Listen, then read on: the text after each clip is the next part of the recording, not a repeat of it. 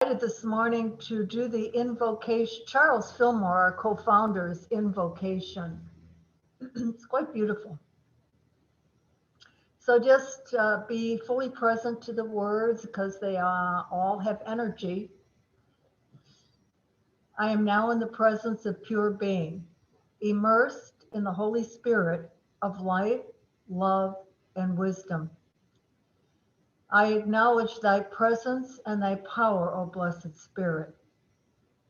In thy divine wisdom now erase all my mortal limitation, and from thy pure substance of love bring into manifestation my world according to thy perfect law.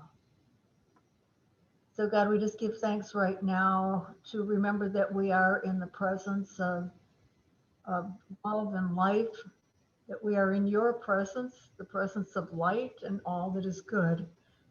And so we dedicate this time to expanding our consciousness, deepening our understanding of the truth that sets us free.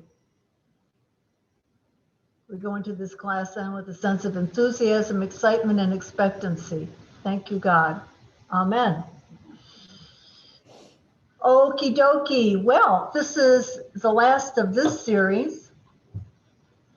Any questions come up since last week? No? I'm going to move along. Let's see.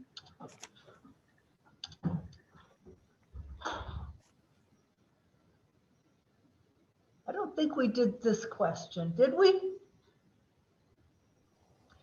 If we are responsible for what we know, what does this mean to you to know that you are an individualized expression of God? Hi, everybody. Are you awake? What does it mean to you to know that you are an individualized expression of God, given that we are responsible for what we know? This is Eileen. I'd say it's a great blessing to be aware of that because it gives us so much power to know that we can create those things that we want and that it's not about God just giving it to us. It's about us creating the things that we want and need. Beautiful. Thank you. Who else? It's God's fault. This is Howard. It's God's fault that we're not perfect. This is what I've always loved about you, Harold.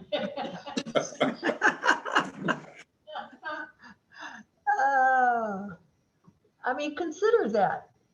We are responsible for what we know. Once your mind has been stretched, you cannot go back to where it was. It will not shrink unless you get real intentional about it. So being responsible for knowing that we're an individualized expression of God, it opens lots of doors. And I mean, here's what I've discovered. You know, I used to, before I was introduced to unity and really began to understand this whole idea that we're individualized expressions of God, that, you know, the divine seed is in me and I can create, I'm creating my own reality. As a result of that, I create my own reality. That was a little scary, but what I experience when I am out of alignment with being an individualized expression of God is pain. It's so uncomfortable for me when I am not aligned with something good. It's so uncomfortable, I can't stand it. So I want to know if any of you have experienced that.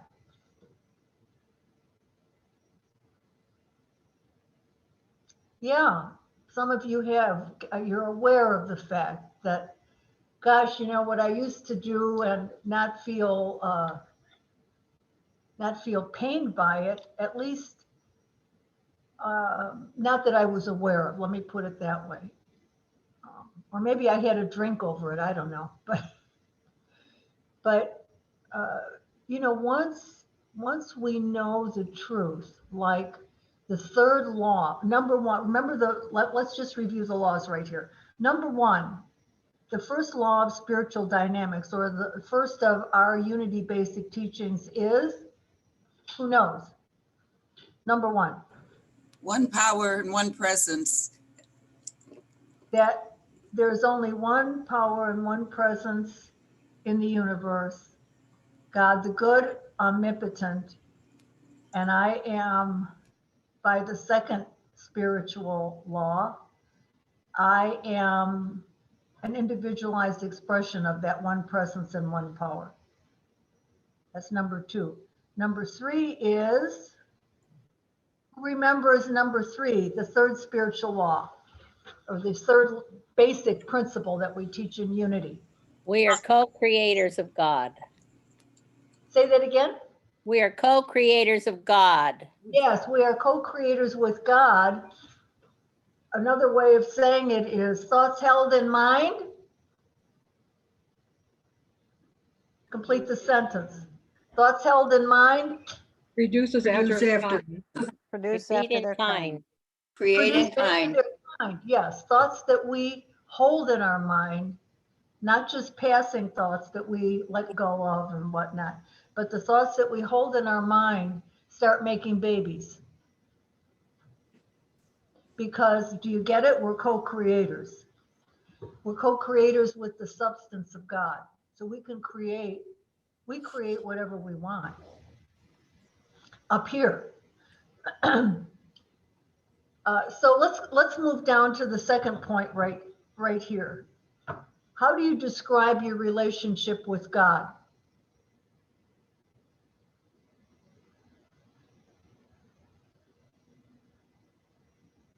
Anybody?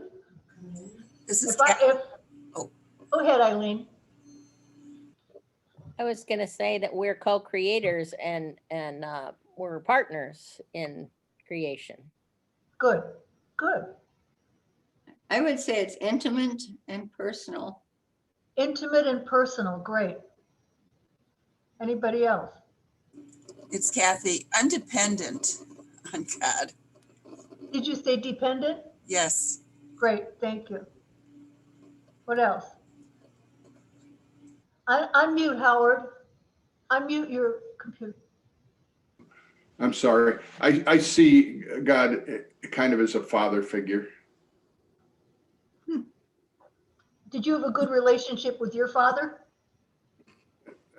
No, I really didn't. My parents divorced when I was like almost 5, and he visited every once in a while, but no, I didn't.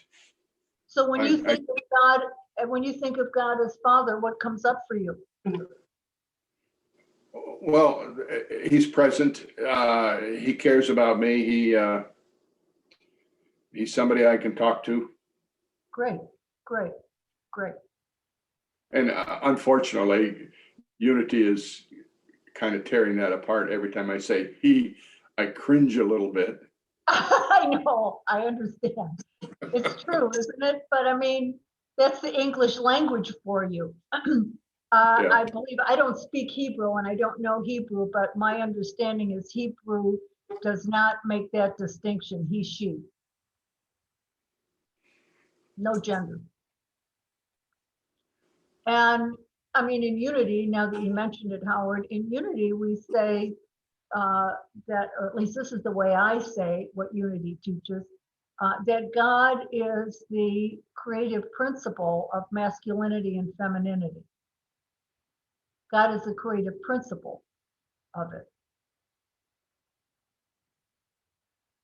So anyone else want to comment about or share a word or two that describes your relationship with God?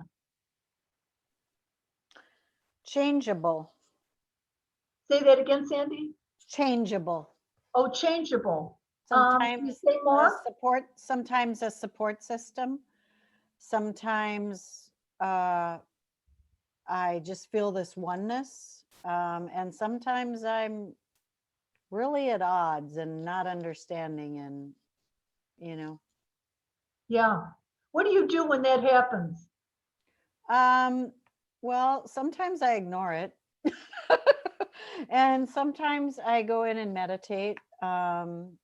Sometimes I realize it might just be an energy thing, so I clear my energy field.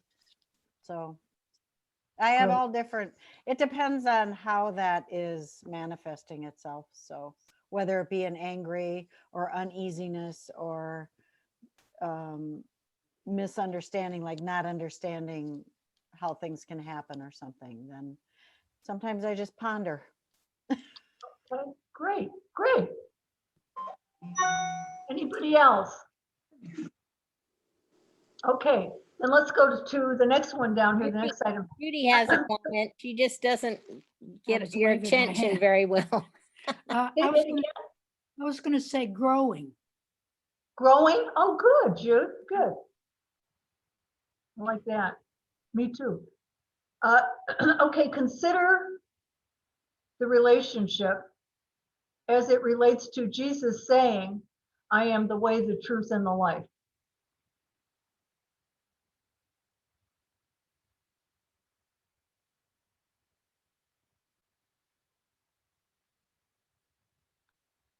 Are you considering? So Jesus said, I am the way, the truth, and the life. What does that tell you about your relationship? It always changes because you're always discovering more. Diane said it always changes because she's always discovering more. More what? More truth. Mm-hmm. More truth. Great. Anybody else want to comment? Well, I have, this is Howard again. I have a little trouble with the statement. We seem to think of Jesus as God, yet here Jesus is saying, I am the way, the truth, and the light. He's not saying I'm God. He's saying, I'm teaching you the way to get to God. I am telling you the truth about God. I am the light to shine on how to get there. So I have a hard time understanding. I mean, I think Jesus was a great man. It may be God, I don't know, but Because we're all part of God. that is a question I've always had about where Jesus fits in the Trinity, if you will. Yeah, I hear you. How about this? Jesus is a man who realized his divinity and lived it, and Good. is showing us how to do the same. Exactly. Exactly. So in unity, we we talk more about Jesus the Christ, which relates to what Jim just said, that Jesus was a man who was self-realized, capital S, self-realized, that we don't know how, but at some point he had such a spiritual awakening that his connection with God was so one that he could do the things that he did. In unity, we say Jesus the Christ, which points to the Christ presence in us. We talk about the indwelling presence, the Christ presence. And so Jesus the Christ says, each one of us is the way, the truth, and the life. The Christ presence in us is the way, the truth, and the life. And because of the creative law and our relationship to the one presence, we can fully realize and demonstrate the way that Jesus taught, the principles that Jesus taught, the truth that Jesus taught, and the life.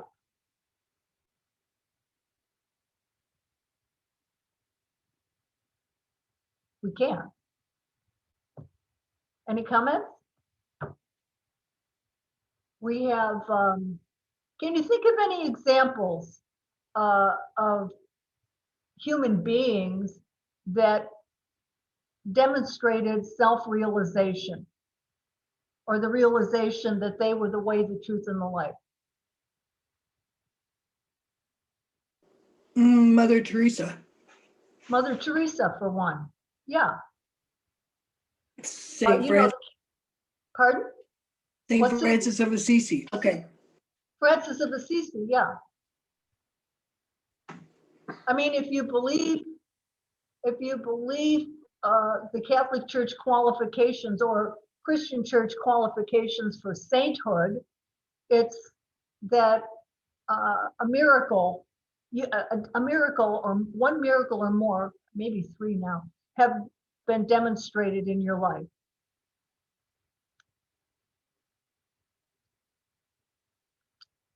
Any comments? Susie? And all the Catholic saints would be considered that, right? Say that again? And all the Catholic saints would be considered the same, right? Yeah, the church does anyway. I didn't know any of them, but Okay. unfortunately. This is Nancy. I would say Martin Luther King. Martin And Luther King Gandhi. had it pretty darn close. And Gandhi too. Pardon? Gandhi as well. Gandhi, right? Right. How about the Dalai Lama? The Dalai Lama for sure. Yeah, so I was just I agree with all of these candidates here. But I was just going to say, didn't even Mother Teresa have doubts about her relationship with God? So the fact that there's a bunch of us sitting here saying that sometimes we're a little confused about how to call it or what to call it. And as I've said in previous days, I can't explain it, but I experience it. It's kind of hard to think of God as energy. It's kind of hard to pray to energy. So I still talk to God as if he's got ears to hear me and speaks back to me. Not literally ears, you know, I mean what I mean. But it's difficult now, I think, in this generation. Years ago, we were taught what to believe and we all believed it, but now we all have a lot of doubts. I'm reading a very good book now. I don't have the title right in front of me, about a minister who realized that what he was teaching, he didn't believe anymore. But how could he leave what he was doing? Because that was his whole life. So I'm just going to sit back and listen. That's why I'm here anyway, to see if I can find some answers, not necessarily to provide them. Okay, and I apologize for being late. I'm on another Zoom with this one, and I always lose track of time, so I'll try to do better next time. I'm glad you're here. Glad you're here. So back to what Betty was saying, you know, those moments she mentioned Mother Teresa's having doubts. Like all of us probably, we've all had crises in faith. And Mother Teresa said, I don't know that she called it a crisis in faith, but biographers claimed that she had crises in faith. I remember reading something about her being interviewed by a reporter, and he said, well, you know, Mother Teresa, you have it pretty easy. I mean, you're not married, you know, being married is a real challenge to most of us who are. And she said, oh, that's not true. And she holds up her hand with the gold ring on it that shows her marriage to God. And she said, you know, she turned it this way. She said, I'm married to Jesus and he can be very difficult sometimes. So without, just reflect for a moment, without the crises in faith that you've had, would you have expanded your understanding of God?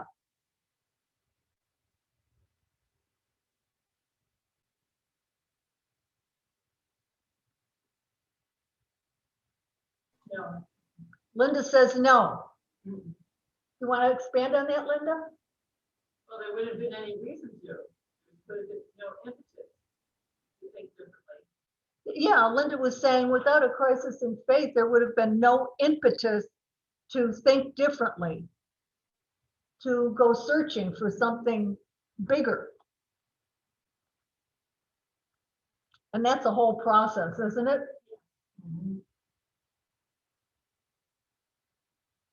Anybody else on crisis in faith as a opportunity to grow, expand our understanding I of don't God? agree. Go ahead, Betty.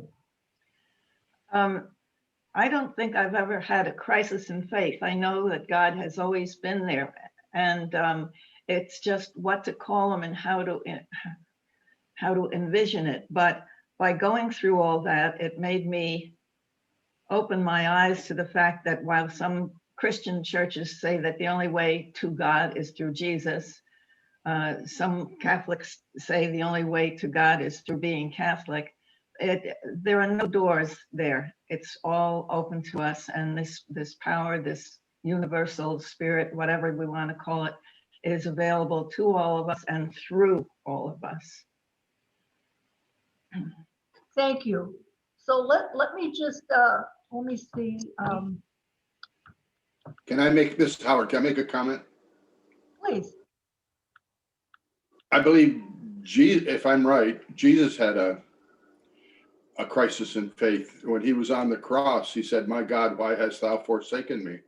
Yeah. So, you know, he is the way. We're all allowed to have crises in faith. Jesus Some had are a little and crisis some of are faith big, in the right? desert Some when he are was. little, some are big.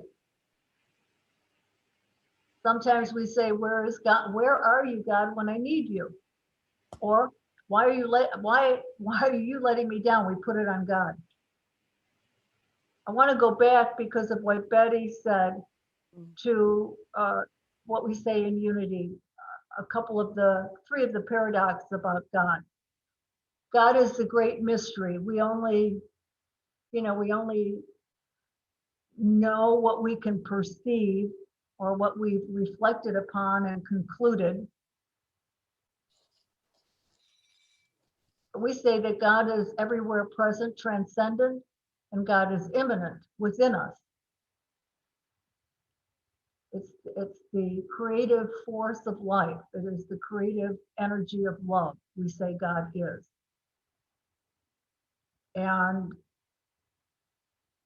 I mean, that results from many experiences and experiments where spiritual teachers and gurus say God is love. How do you know God is love? Well, because I've experienced love that's beyond what I as a human being could ever have imagined or done all by myself.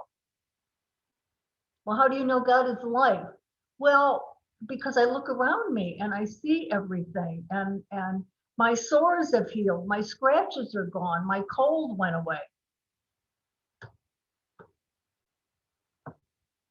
We also say God is Father, Mother, but it's really feminine energy, masculine energy. And how do we know about feminine and masculine energy? Because we understand electricity.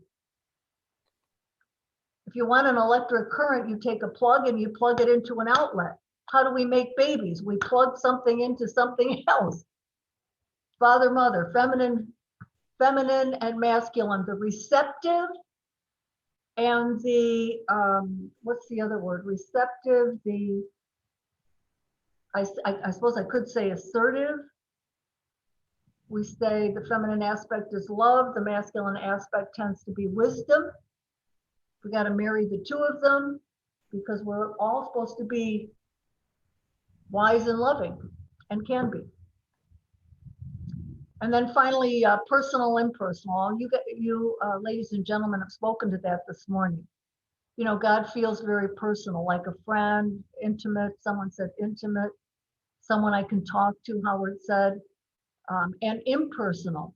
Impersonal in the sense that God is also, we say there are laws of the universe. there are spiritual laws.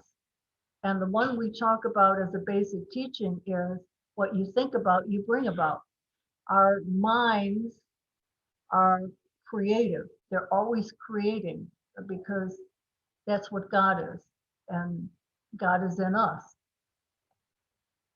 So we can't break any spiritual laws because they're laws. They don't change. We only hurt ourselves when we break them.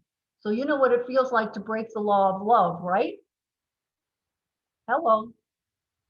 Anybody ever had a resentment or a grudge or get angry?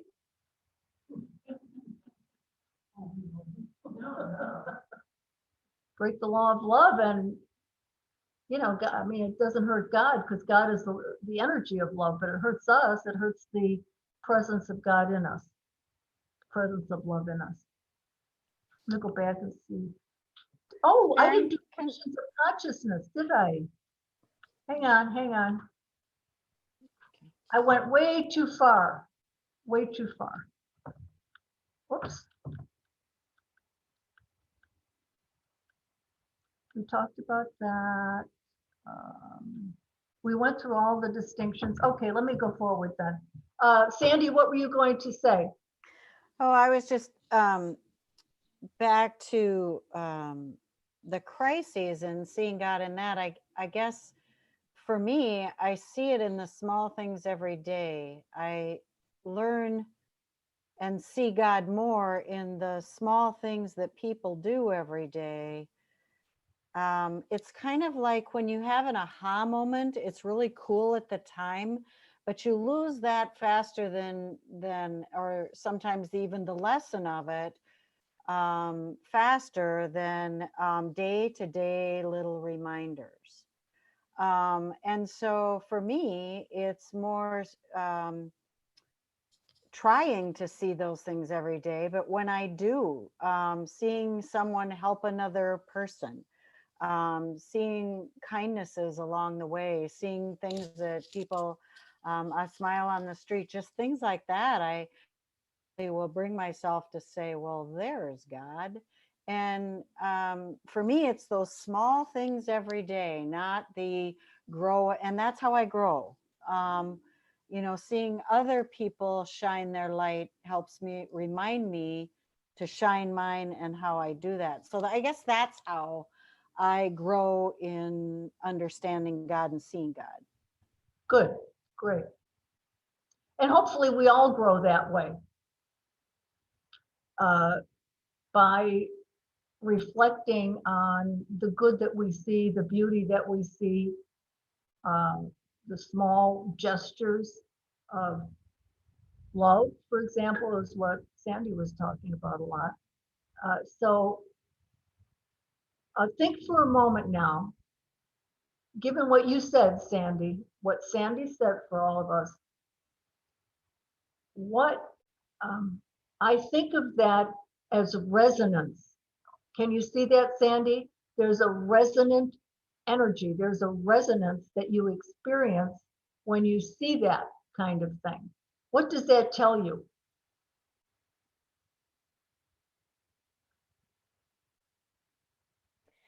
I think for me, it tells me that I'm on the right path, that I'm focusing on the right things and seeing that good in other people rather than focusing on the negative.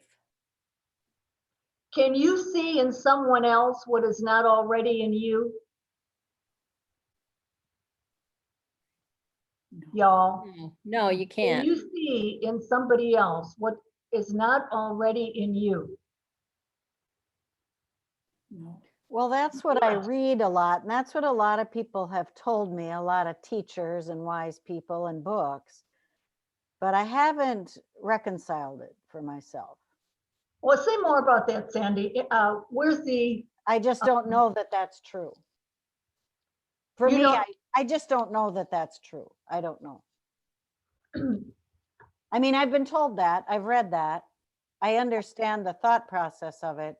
But for me, it maybe doesn't resonate. I don't know. And maybe that's part of the self-worth issues that I have to work on or something. But I don't know that that's true. So I don't know. That's just where I'm at. Well, I'm trying, thank you. I mean, I think I appreciate that. I'm, I can reflect on some of my own experiences where, Sandy, when I first heard, you can't see in somebody else what doesn't already exist in you, I thought, oh God, that's kind of frightening, because my thinking right now is not the way I'm seeing this person. That can't be in me, can it? Oh God. It's kind of Only like in that. potential, only in potential. So if you think about resonance, generally speaking,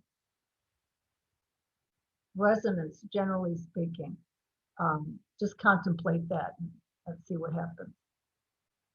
I think about the parallel where they say,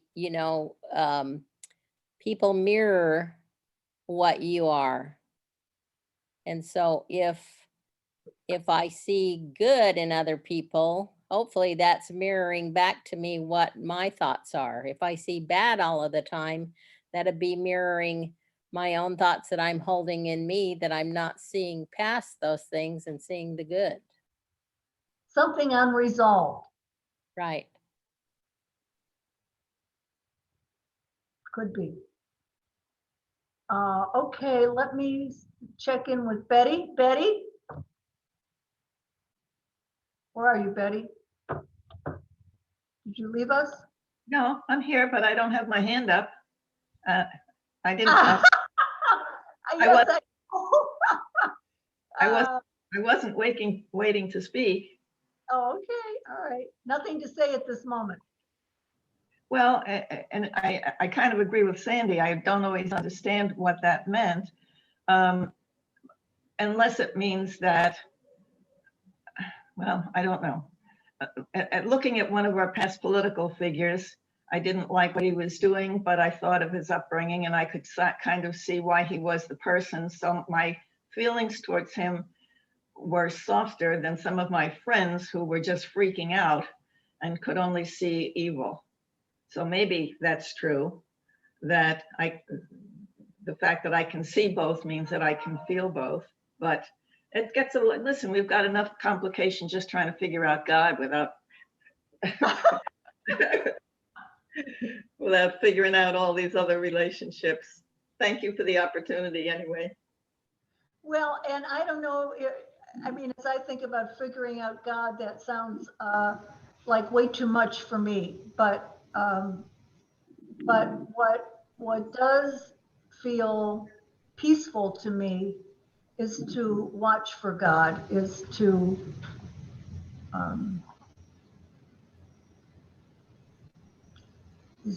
consider what I believe about God and see if that is life-giving or not. And in terms of, let me just put a bow on this resonance. What do I want to say about that? When you think about the things you appreciate in your life, what is it in you that allows you to appreciate?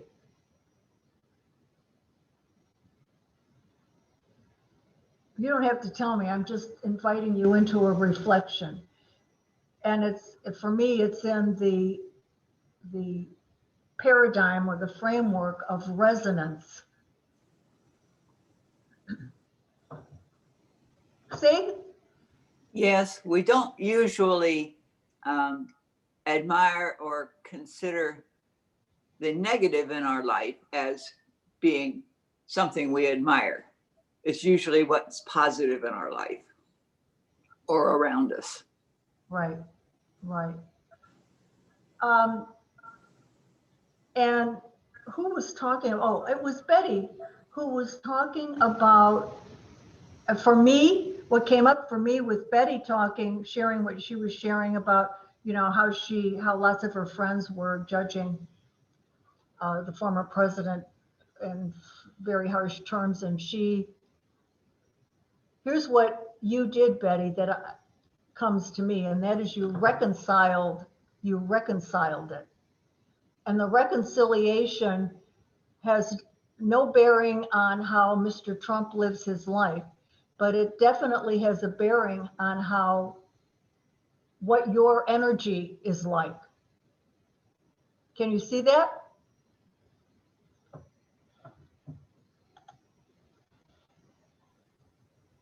I guess so. It's kind of like we both can look at the same scene of rain and one person saying, oh, it's terrible, and me saying, oh, it's water in the plants. So it's what I'm thinking, it's what I'm not sure. Well, let me go back to, do you all remember the conversation about the dialectic, the thesis, the antithesis, and the synthesis? Remember that? So we live in a polarized situation, right? We, at our essence, we're all energy.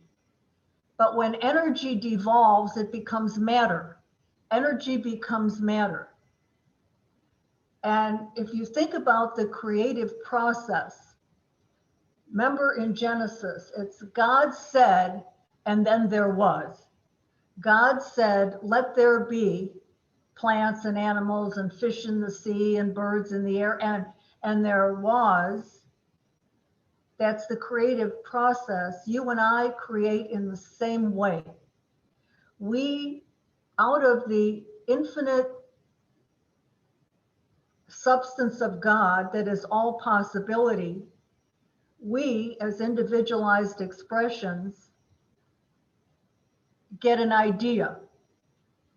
Sometimes the idea is a pure reflection of that energy, and sometimes it's not, at least in my experience. Sometimes my ideas are not that good. I gotta say, I don't think this one came from God. But sometimes our ideas are such that we create something wonderful, something we want in our life, like a good relationship, like a book, like a work of art, like a piece of jewelry, like a scarf, like a sculpture that Karen Haig does. She does sculpture. She gets an idea out of the infinite resources of all possibility. She gets an idea. If she acts on that idea, if she takes that idea and puts her creative focus on it, and she holds it in her mind, that's the third law, remember? She holds that idea in her mind. One idea begets another. And pretty soon she knows where to go to get the metal. She knows where the resources are that allow her to fire the sculpture that she does. She knows where to get the tools to do it. There's a whole big process before the horse that she carves is created. Where am I going with this?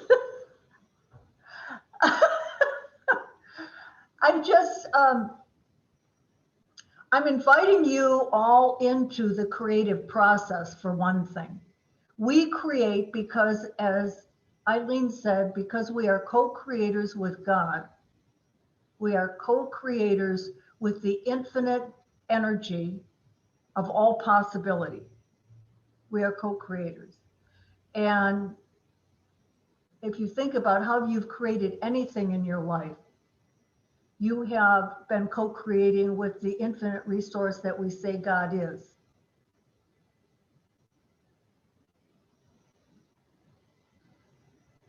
Any comments? I wanted to add a little something to that.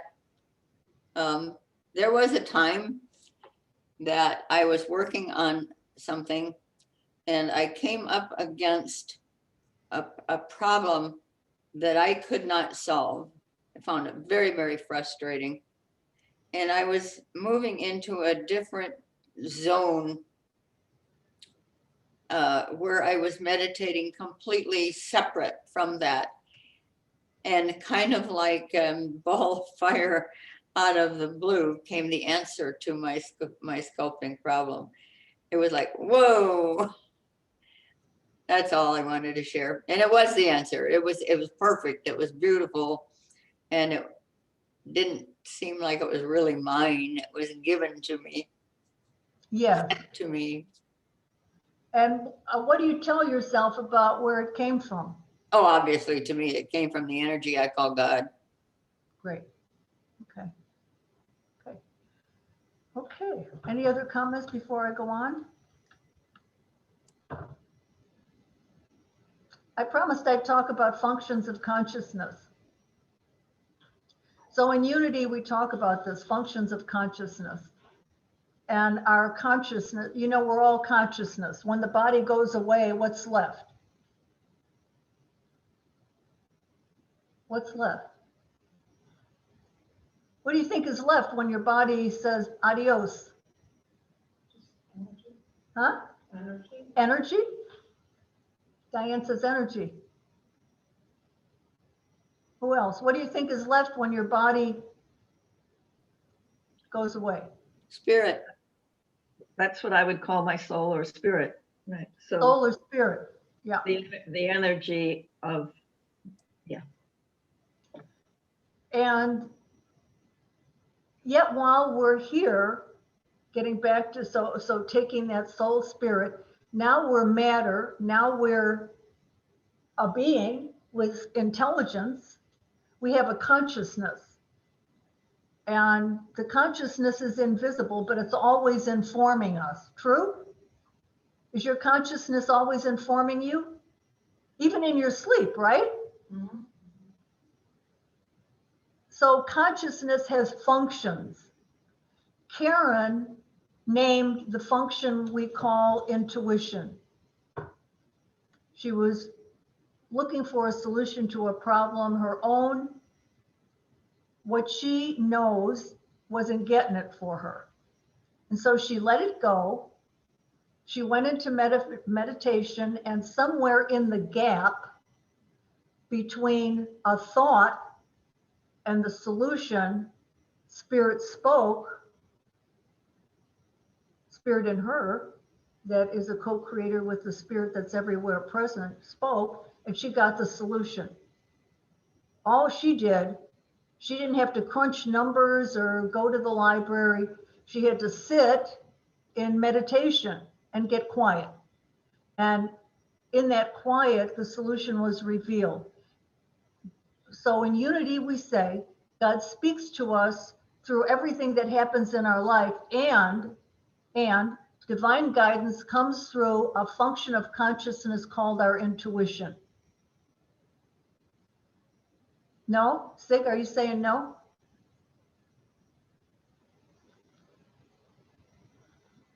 That's what I'm saying. I don't call it intuition because I don't seem to have intuition, but I do have other things, but not intuition. What makes you say you don't have intuition? Not according to what I've heard other people say. Their intuition comes to them, but I don't have that like they do. It doesn't come to me like that. Well, tell me then, how is it that you were able to leave the husband that you wanted to get away from? It was based on fact. I wasn't based on intuition. Well, but where do you think the maybe I'm barking up the wrong tree here. Let me backtrack. Yeah. Intuition isn't a thing that we have. It is a function of being alive. It's not something we have. It is a function of having a consciousness, which we all have. So I don't know how other people talk about intuition. I'm just talking about, remember my disclaimer, take what you like and leave the rest. This is my understanding of the spirituality that I am calling my own. My understanding of unity and the spiritual approach that I have come to believe in. And I believe in intuition. that one of the functions of my mind, my consciousness, is to think. I think. I also feel. I have emotions. I also sense. I can feel. I can perceive. I can sense things around me. I can sense energy. And I also, when I'm quiet, I can get a divine idea. I can get an idea that my intelligence, my best thinking couldn't have come up with. And I attribute that to letting go of having to figure it out on my own and letting God, the Spirit of God, speak to me through my intuition. Now, you can say, well, God speaks to me through my thinking. Yeah, because we get an idea and we think it. God Sharon? speaks to me through my emotions. You know, when I love someone, or I love my little Cleo, that's God's love in me. When Sharon, I'm sensing, can you hear me? yeah, There was a time when I taught a class in intuition here many years ago.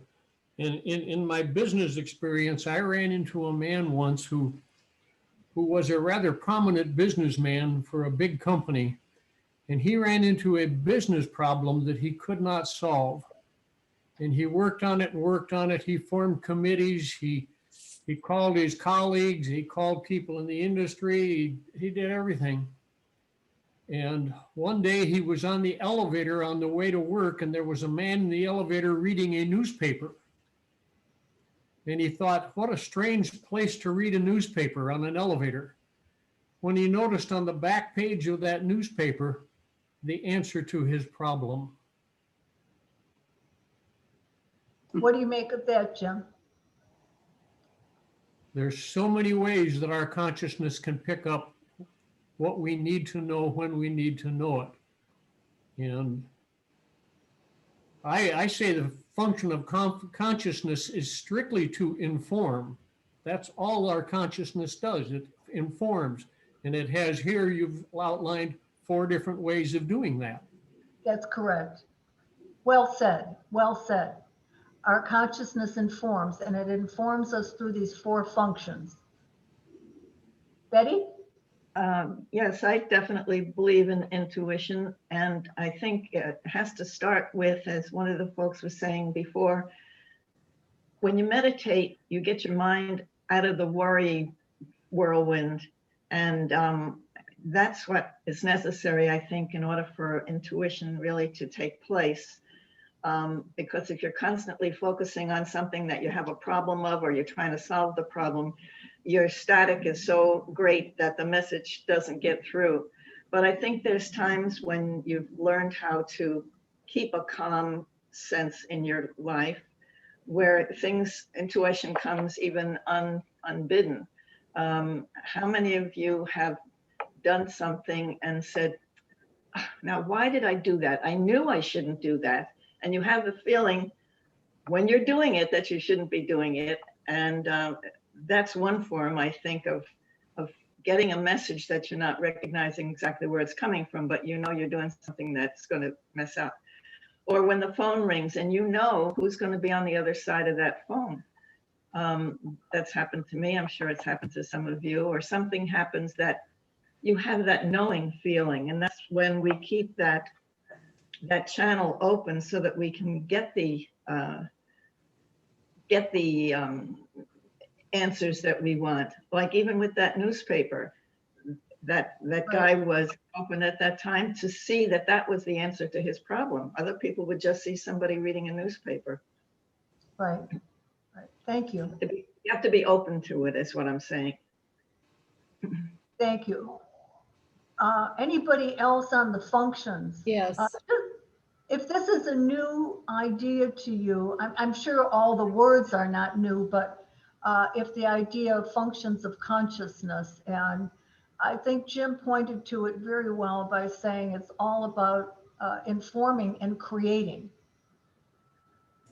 Arlene and Karen both have their hands up. Thank you. Eileen, let me go to Eileen and then Karen. No, Arlene. Oh, Oh, Arlene, is that my Arlene, my birthday girl? Yes. I think that Sig has intuition because she is an artist. How can you be an artist and not have intuition? How can you be an artist? Sig is an art.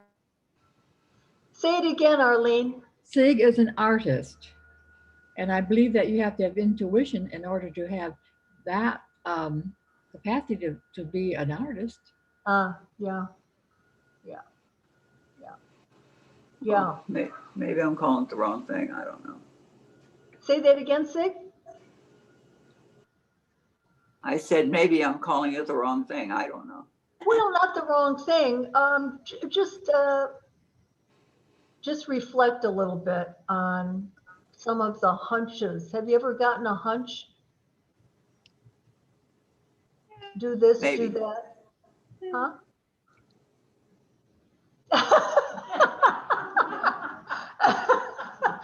I love you.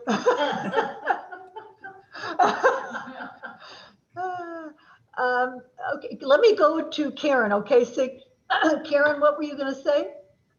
I think that sometimes it's about semantics and about words, but while I was listening to everybody, I looked at the word intuition and I saw inner teacher.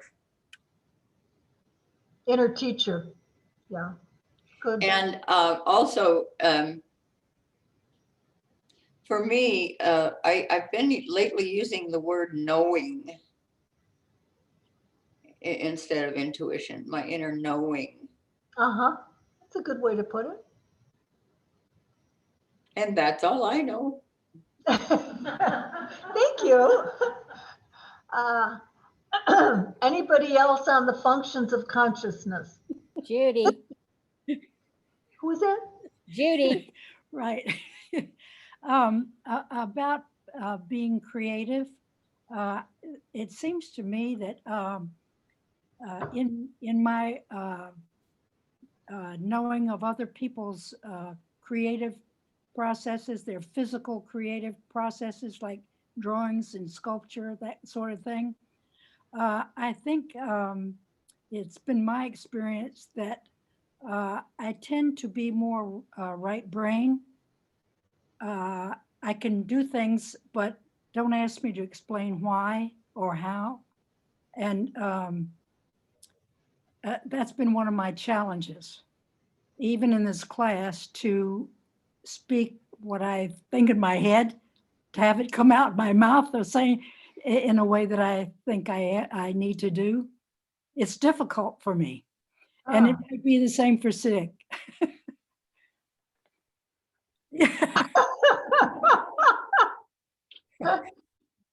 Thank you. And Sig, thank you. Sig. I think she heard it. Say it again. Yeah, just press on with creating your work and don't worry about what your head's telling you. Don't worry about what you're thinking. Yes, right. Sig likes it. Thanks, Judy. So as I'm just giving this to you. A framework is only an attempt to explain what happens and how it happens. This is a metaphysical framework to explain how it is that we're functioning here in our life. How is it that we say this, know this, do that? And so this is just a framework for understanding that, or coming to understand it, are looking within yourself and watching and seeing and telling yourself what's going on. Anything else before we move on? Okay. I don't know if I dare even get into this one right here. After the functions of consciousness, I don't know. I don't know if it's a good idea. But this is another framework, and it's just a framework for explaining or trying to understand how we are. are how and why we do what we do. So in unity, we talk about phases of consciousness. So we just talked about functions. Now we're talking about phases, and there are probably other terms to use other than phases of consciousness. But when you think about phases of the moon, what do you see?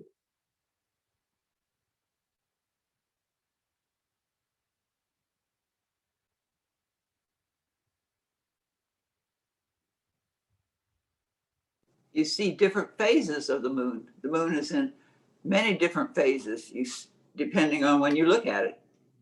And how is it, what is it that creates phases of the moon? The sun and the shadows. And what the earth is doing, right? Yeah. Huh? The rotation. Uh-huh. So how is it that we can only see a crescent moon sometimes? What's happening that we only see a crescent? It's all our points of view. That's all it is. Yeah, where we're at.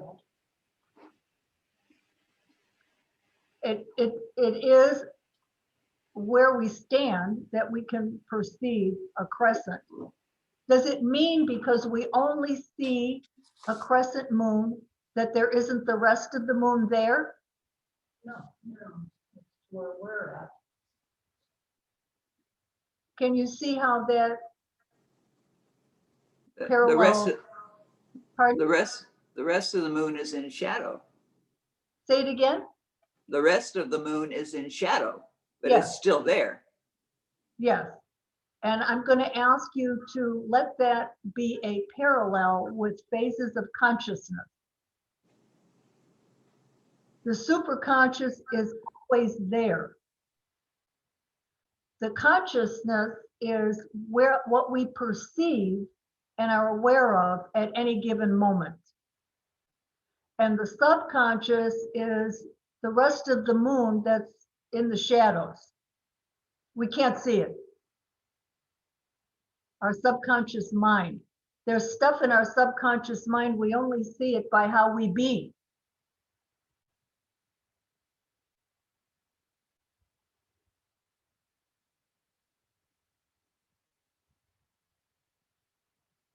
Any comments?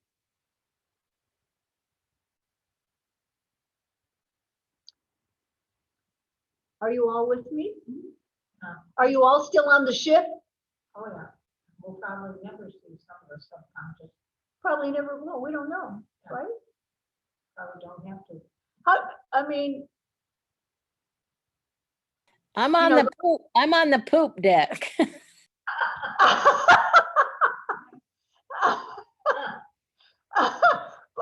what's happening up there on the poop deck or down there? I don't know. It's all good. It's all good. It's all good. Well, you know, psychology talks about subconscious, unconscious, conscious, superconscious, the id, the ego, and the, what's the other one? That what? Superego. Id, ego, and superego. The id is our unconscious mind, what we're not aware of. And the ego is what we are aware of. And the superego is what we strive to become aware of.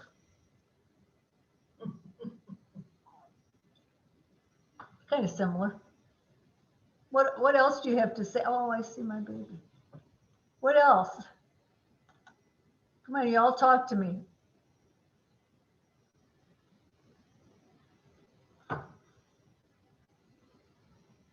This is just something to help us understand what's going on.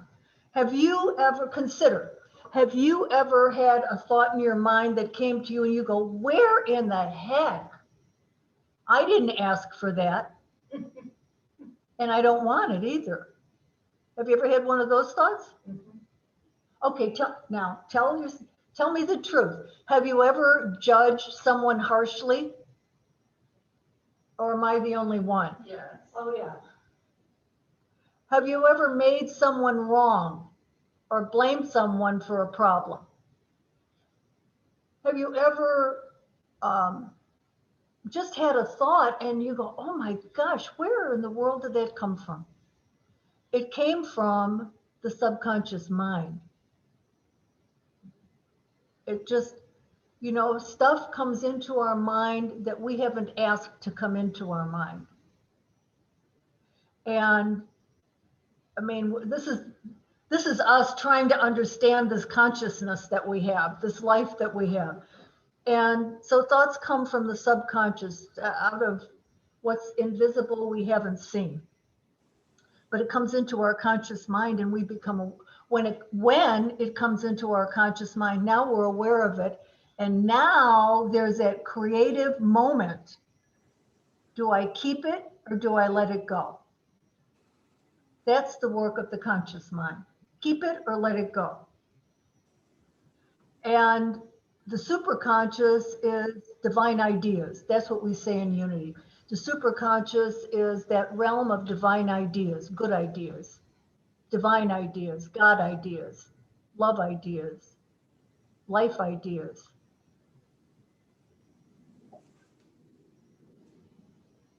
Comments, questions? Yikes. Okay.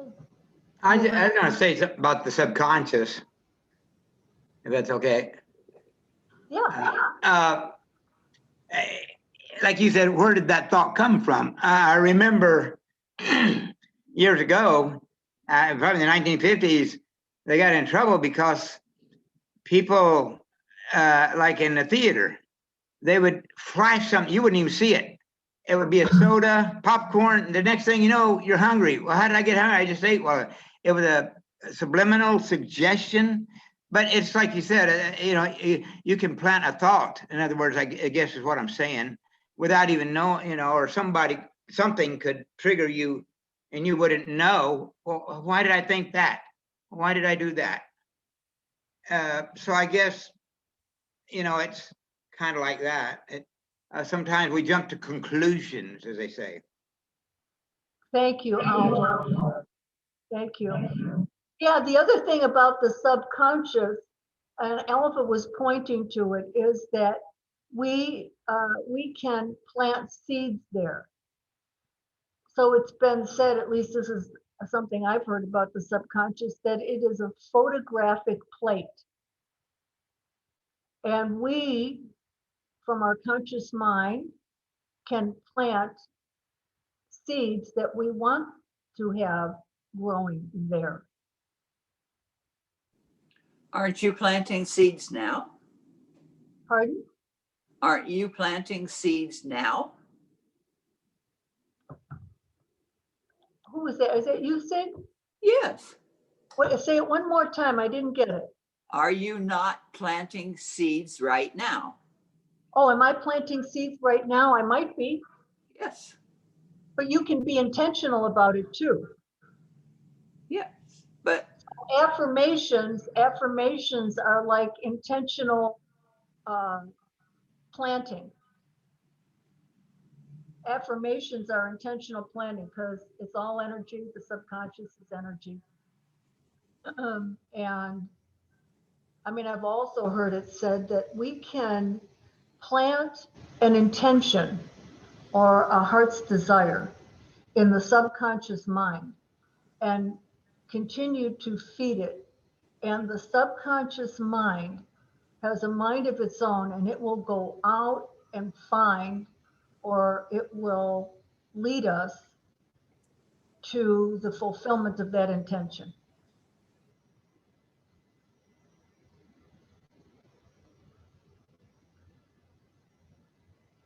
So, anything else? Sig, were you going to say something?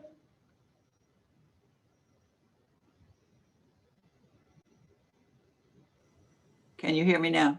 Yeah. In some cases, you are now watering seeds that have already been planted. Yes, exactly. Exactly.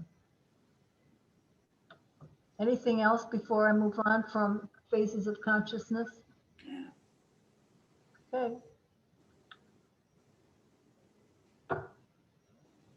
So a review of the 5 basic teachings, because that's what I'm hoping is the takeaway here. So the first, we talked about this. This is just a review now. We talked about it today. The first teaching is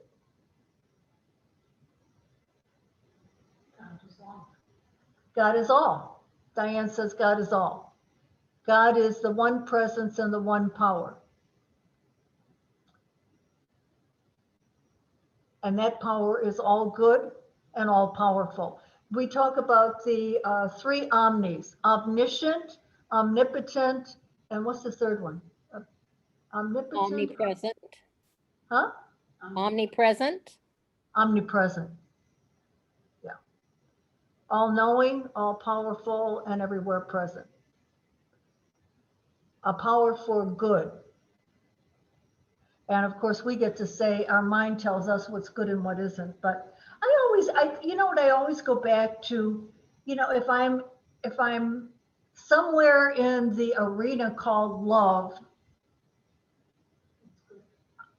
I can't be too far off of good. So that's the first principle. There's only one presence and one power, God the good, omnipotent. The second principle is that presence and power indwells me. I am a seed idea. I am an individualized expression of that one power. I am unique in all the world. Each of us is unique in all the world. No one like us, just like no thumbprint is exactly the same as anybody else's. No one is exactly the same as we are because we're individualized expressions. What's the third one? I create in God. God and I create together. God and I create together. I'm a co-creator. And what makes me a co-creator? My thinking. Thoughts. My thinking makes me. Thoughts. What I think about, I bring about. I'm a co-creator with God. God is the one mind, we say. God is mind. And when my mind is in the mind of God, what I'm creating, what we're co-creating is something godly. When my mind is not in the mind of God, although I'm always in the mind of God, I just may not be aware of it. But the third thing that I want to just be sure we're clear on, because it really, it's the law. It is the law of creation. Thoughts held in mind produce after their kind. So I can produce in any given moment by the nature of my thoughts.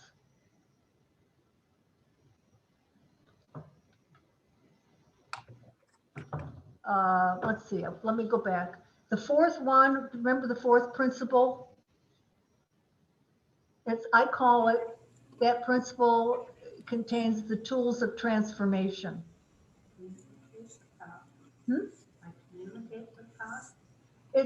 That's the third one. But the tools of transformation are prayer and meditation and release and affirmation and denial. Exactly. Whoops, let me go back. Here it is.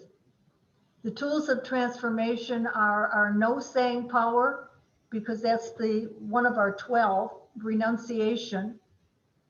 If we want to reprogram our mind, we begin by noticing what we don't want there, what isn't helpful, what isn't life-giving, and let it go. Say no. We don't entertain that thought anymore. And it all has to do with our thinking. I say no to certain thoughts and behaviors for that matter.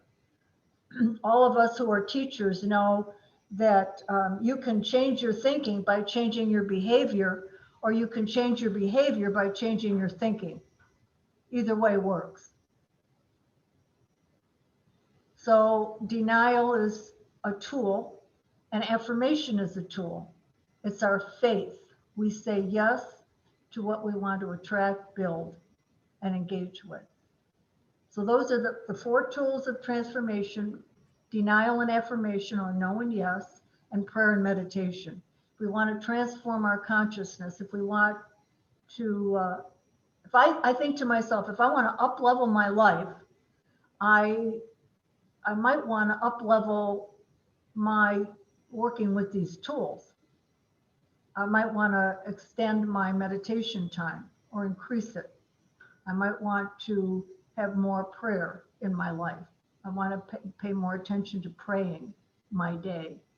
I want to be more aware of what my thoughts are and use those tools of yes and no more diligently. Any comments or questions there? No? Okay. And the fifth one is, the fifth principle is, this is a hard one. This is the challenging one. Well, they're all challenging. Yep. What? Live what you know. Say it again, Jim.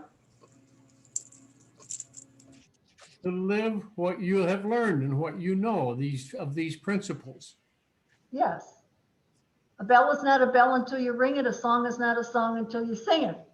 The love in my heart wasn't put there today the love in my heart was put there to stay. Love isn't love till you give it away. So number 5 is, it don't mean a thing if it ain't got that ring. Knowing all of these principles is great. It's step 1, but if we don't practice the principles in all of our affairs, it doesn't mean anything. It's not helping us. Practice, practice, practice. Remember Carnegie Hall.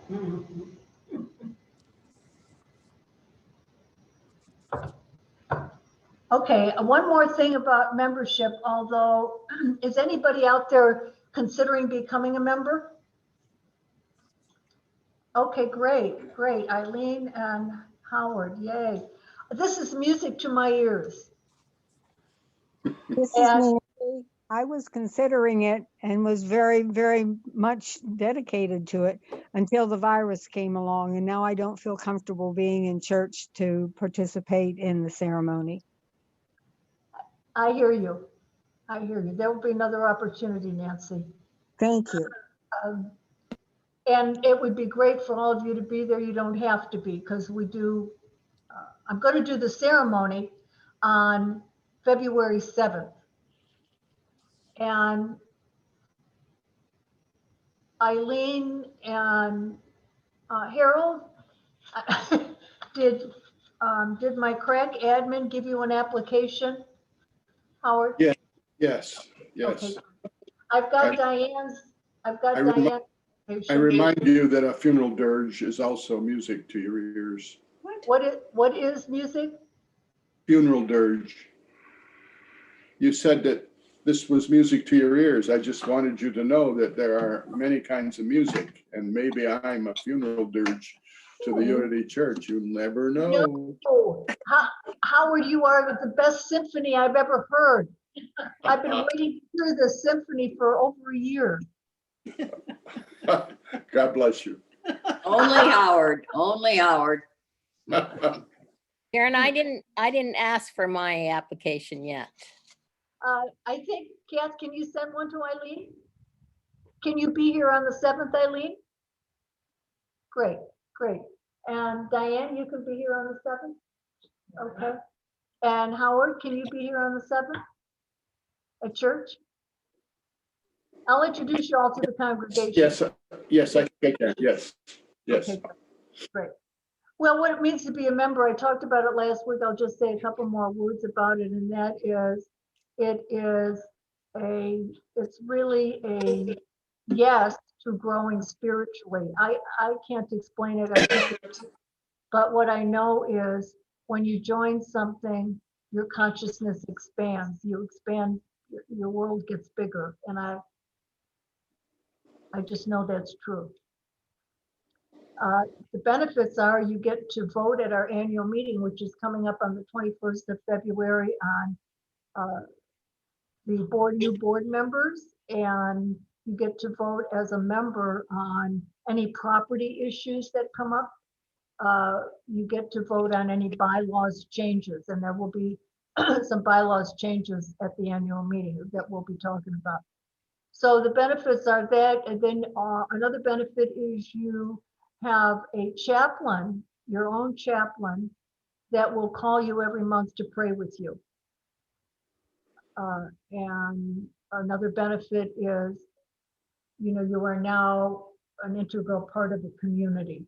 And there's something about membership that deepens your experience of community life. Possibilities are endless. You can grow and expand and make new friends and try on leadership roles if you want. Howard, you could even be a board member one day. Sure. The enthusiasm is overwhelming. Yeah, you have to be a member to be a board member. And so now I'm on your trail, Howard. Just kidding, just kidding. Relax. Any questions about membership? No? Any of you members want to say anything about what it's like being a member? I see.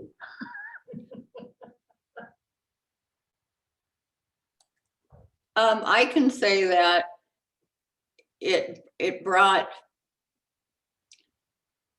I was going to say the church, but it's the church more than the physical church. The fellowship became mine. Yeah. Rather than those folks out there. It became like family, closer to me, more intimate. Thank you. I don't know if that. Yes, thank you so much. Howard? To me, I think what membership is going to mean, I mean, the church is so warm and so friendly and so inviting that I don't see that changing. I see the change in me more so than the change on the other side. So that's what I'm looking for anyway. Let's see what happens. Thank you.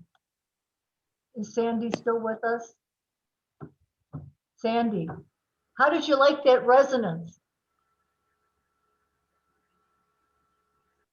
What? How did you like that resonance that Howard just talked about? I like that. I like that he leaves everything open, that he's in this moment and this is how he sees it now, but he leaves it all open. And I love that. I love you, Sandy. Arlene had her hand up. Arlene, my favorite. I just wanted you all to know that the possibility is that the minister will call you on your birthday and sing happy birthday to you. Yes, in her best resonant voice, right, Arlene? Thanks, Arlene. Arlene Sharon, just had a birthday on January 25th. and Sharon, who called you and sang to you? My son and my daughter. My son and my daughter-in-law sang. What about Cleo? Cleo, I probably wasn't listening closely enough. I would have heard the song if I just listened a little more carefully. Any final comments? Final questions? I have a housekeeping comment. I will, after this is over, when the Zoom call ends, it's going to, the recording that I've made of it has to render, so it'll be a couple of hours. And what my plan is to send you the PDF of the membership booklet along with the recording of today's service. So be toward the end of today or early tomorrow.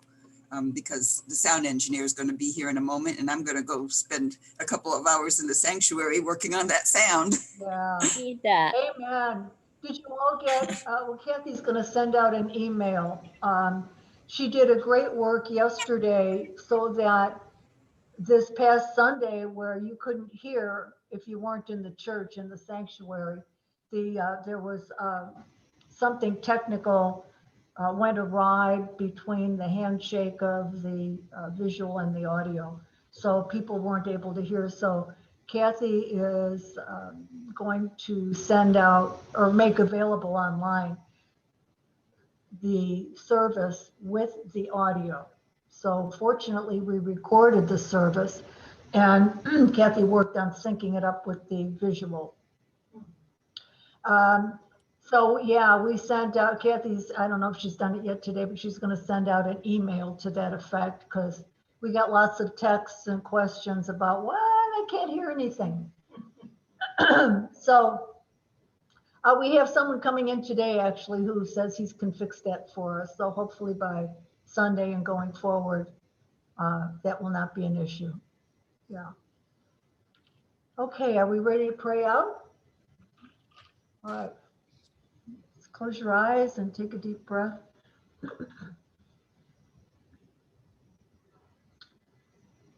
And I've been giving a lot of my reading attention to, and my own research to just what's current out there on, from a scientific languaging perspective around this whole idea of energy, divine energy, and how it is in us. And you all are familiar probably with the chakra system, but it seems that all faith traditions have this idea that we are energy and that spirit expresses in various ways, in various kinds of energy, hence the chakra system. Unity went for me a step further and drew the parallel of the disciples with 12 energy centers in our body. Science, neuroscience, and other avenues, other science studies are discerning or have discerned that we actually can change our whole energy system, which affects our whole visible energy system, our body. And so I am going to invite you now to just follow along with me here as I just point out and invite you to give your attention to 12 energy centers. So take your attention first to your sexual organs, the generative center of our body. This is an energy center that vibrates red. So imagine a red energy there, however you can. I like to see the energy as sparkling light. And that's the energy of divine life. Divine life, the creative force within us. And then move your attention to the tailbone, and that is the elimination center. And the color is russet. So imagine a russet energy center. I like to see it active and in movement. Russet, the divine energy of letting go. And then move your attention to your abdominal area, and that is the center of divine order, which is emerald green. So envision this center, this vibration of emerald green circling in that abdominal area. Divine order. First thing first, right priorities, everything in its right place, being in the right place at the right time, doing the right thing. Divine order. Gravity is divine order. And then take your attention to your solar plexus, and that is the center of divine wisdom, which is yellow, vibrates yellow. And wisdom is knowing what to do and doing it based on understanding and experience. And then take your attention to the small of your back, your spine.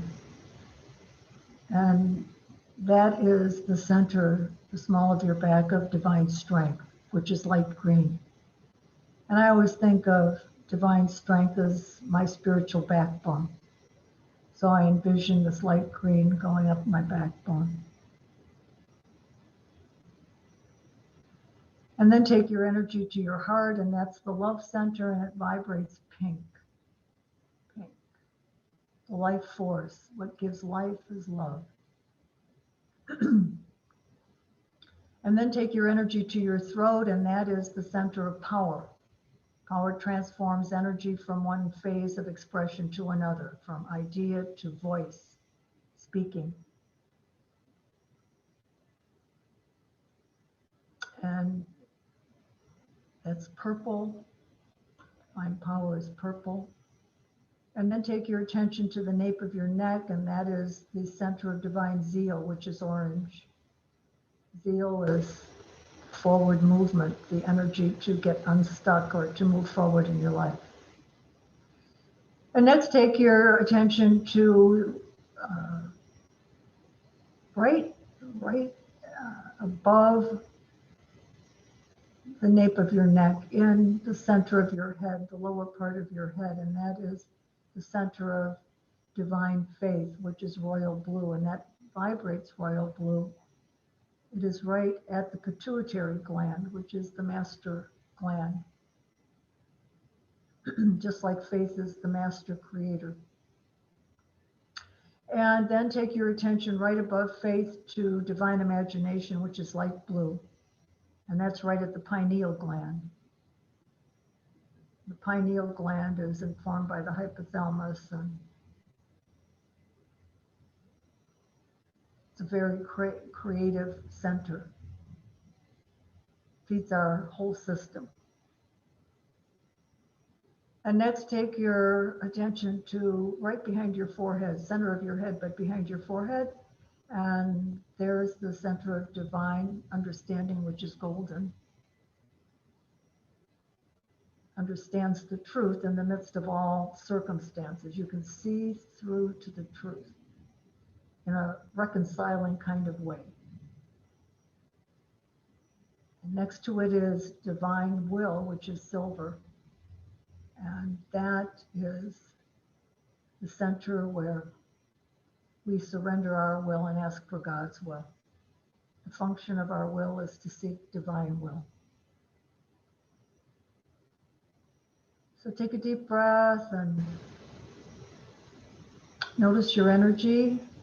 And God, we just give thanks right now for this class time, this time together, this deepening of our relationship with one another, and our understanding of your presence and power in us and in our world.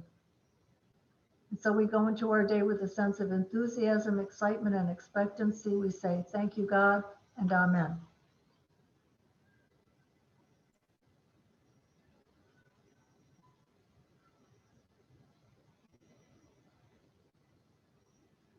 And you can come back when you're ready. Open your eyes. Okay, onward and upward, angels of God. I'll see you at church or online. Thank you for being here. What's the name of the next book for the next class? Next class is a prosperity class. It begins next Wednesday. And I'm working with Edwin Gaines' book, The 4 Spiritual Laws of Prosperity. And also I'm hoping I can integrate some material from Joe Dispenza's work. He's a scientist who talks about energy systems. Which one of his books are you going to use? Which one of Dispenza's? Yeah. Becoming Extraordinary. Oh, okay. Thank you. You're welcome. Bye-bye, everybody.